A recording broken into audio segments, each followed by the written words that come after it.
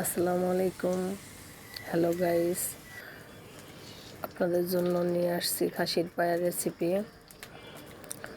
প্রথমে একটা কড়াই চুলে দিয়ে তেল দিয়ে দিলাম, তারপরে কাঁচামরিচ পেঁয়াজ কুচি 1 কাপ পরিমাণ।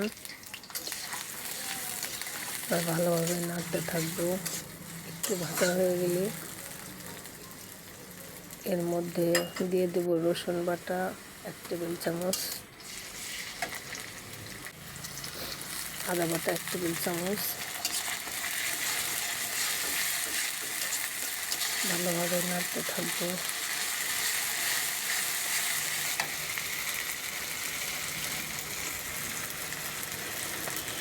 এরপরে জিরা গুঁড়া 1.5 টেবিল চামচ,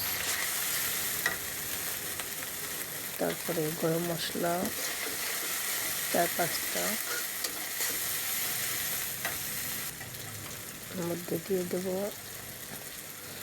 লবণ পরিমাণ মতো, মরিচের গুঁড়া পরিমাণ মতো, তারপরে হলুদ পরিমাণ মতো।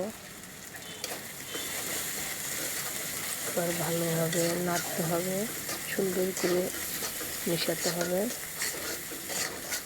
তারপরে এর মধ্যে দিয়ে দেবো খাসির পায়া 1 কেজি পরিমাণ। চাইলে বেশি কম রাখতে পারেন।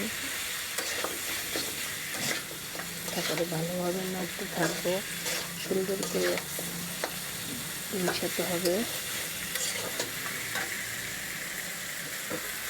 তারপর এটার মধ্যে পরিমাণ পানি দিয়ে দেবো।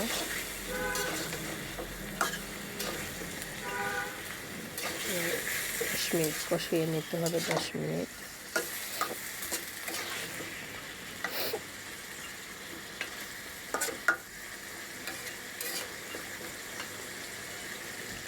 এরপর 10 মিনিট কষানো হয়ে গেল। এবার আমরা প্রেসার কুকারে দিয়ে দেব।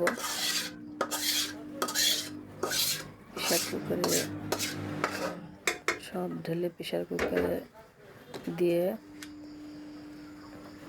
পরিমাণ মতো পানি দেব।